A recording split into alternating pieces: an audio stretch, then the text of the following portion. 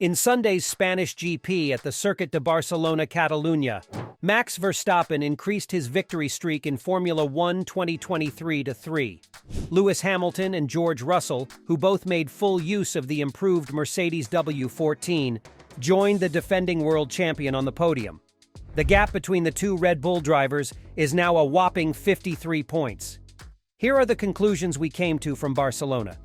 After dominating all 3 practice sessions and qualifying at the Circuit de Barcelona-Catalunya, the World Championship leader took the lead early on and maintained it throughout the race, finishing 25 seconds ahead of Hamilton. Verstappen now has a 53-point advantage over teammate Sergio Perez in the World Championship after finishing 4th after starting 11th. The victory also earned Verstappen an extra point since he produced the best lap in the closing stages. The W14 was obviously the second fastest car on the track, as Mercedes pushed easily ahead of Carlos Sainz of Ferrari, who finished 5th, despite the fact that they were no match for Verstappen. Aston Martin was also unable to beat Mercedes either, with Lance Stroll finishing 6th and ahead of teammate Fernando Alonso for the first time this season. The Spaniard had a difficult weekend in his home race, finishing 7th. Lewis Hamilton claims that Mercedes has something in the pipeline, as he instructs his squad to take big chunks out of Red Bull. By placing second behind Max Verstappen at the Spanish Grand Prix, Hamilton matched his previous best finish for the 2023 season. With the current car we have, I don't think we'll be matching their performance, but we are working on improving the car, explained Hamilton. With the current package, we are limited to the pace that we had today, but there's a huge amount of work and studying and improvements that we hopefully will have coming in the future. Naturally, they should probably also be progressing through the year, so we need to be taking big chunks out of them with every step we take. Today, they were a good few tenths ahead of us, maybe half a second ahead of us per lap. On a single lap, that's a little bit bigger. After some contact between Hamilton and Lando Norris in the first lap of the race, the Mercedes driver settled into 4th place, ahead of Esteban Ocon's Alpine, but Norris was forced to pit for a new nose section.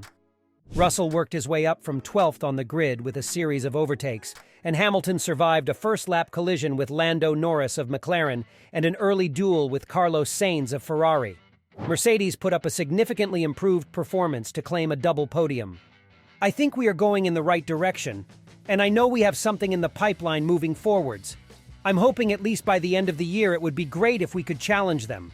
For me, I'm more focused on making sure that we have the car next year to challenge them from day one. The further we continue to push this car this year, the more that impacts next year also in some ways. The more we learn about this car also sets us in the right direction. It's trying to find the right balance. Christian Horner, Red Bull's team principal, criticized the F1 stewards for letting George Russell get away for a corner cut.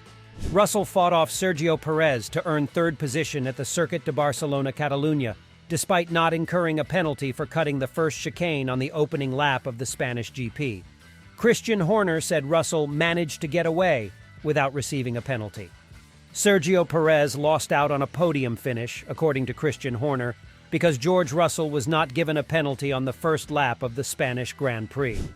Russell drove through the 2 cones at Turn 2, which the FIA stated was required for a car that goes off at that point, since he cut the second section of the first chicane to avoid hitting Nico Hülkenberg. As Russell exited behind Hülkenberg at the corner exit and passed the driver of the Haas at Turn 4, the incident was noticed but not further examined because Russell was found to be innocent. Perez lost out in the early laps. He didn't have a great start. George managed to get away with running off track, not getting a penalty for that, Horner told Sky Sports F1. I think that was the difference at the end of the day. Checo's race was getting stronger and stronger. In that last stint, in particular, he was coming back very strong. There were just not enough laps to get that podium. Russell, who had a poor qualifying, started the race in 12th, worked his way up the field, and he eventually finished on the podium for the first time in 2023. Due to his failure to advance while deviating off course, he supported the steward's judgment. I got a bit squeezed, Russell said. I made a decision because I knew there were 2 cars on the inside of me, and I knew if I was going to keep it, I was going to come together with Hülkenberg. I knew it was him. I came out behind him and no advantage was gained. At the Monaco Grand Prix, Mercedes delivered a significant improvement package that included new side pods, and a new suspension. But the unique surroundings of the Monaco circuit prevented them from gathering many useful data points. But Barcelona's track is more typical. It was definitely the best the car has been for the last year and a half. So that's kudos to the amazing group of people we have back at the factory continuing to work hard and push the car forwards, said Hamilton. It's felt the best yesterday and today that it's felt for the past 14 or 15 months. That's super encouraging, I think. Not only for me, but for everybody in the team. This will be a big boost for everybody's morale, and we'll take that energy on to developing the car. During scheduled talks with team owner Toto Wolff, Lewis Hamilton has hinted that the signing of his new Mercedes Formula One deal might happen as soon as Monday. At the conclusion of this season, Hamilton's current Mercedes contract expires, sparking the typical discussion about whether the 38-year-old would continue his relationship with the team that helped him win 6 of his 7 world titles or leave the competition. Insane rumors about a potential transfer to Ferrari were even sparked by it, but all of them were soon shot down. Following Sunday's Spanish Grand Prix, Hamilton provided the strongest indication yet that a contract renewal is coming. Wolff has also frequently said they could negotiate a new agreement without any difficulty. Well, I haven't signed anything yet, but I think we're going to meet with Toto tomorrow, so hopefully we can get something done, responded Hamilton after being asked if a new deal is in the pipeline. When asked by Sky Sports F1 when Hamilton's new contract would expire, Wolff confirmed Hamilton's remarks. I think we just need to get time to sit over coffee. That's going to take half an hour, he said. Hamilton believed that his Mercedes contract problem had no impact on his performance, although he did acknowledge that once the agreement was finalized, it would be simpler for him and the team to consent. Well, you can see today. My results, my performance is not affected by that, Hamilton explained. I think it's always something that's at the back of your mind. So once this is done, then you're able to then focus more about the future. But as I said, I'm working as hard as I can with this team. And I see so much strength within a team, I think they are still so hungry. Right on competing with Red Bull in 2024. The podium today was really special, to be able to see the excitement in all the people that I've worked with such a little time. When we go back right now, there'll be great energy within the office.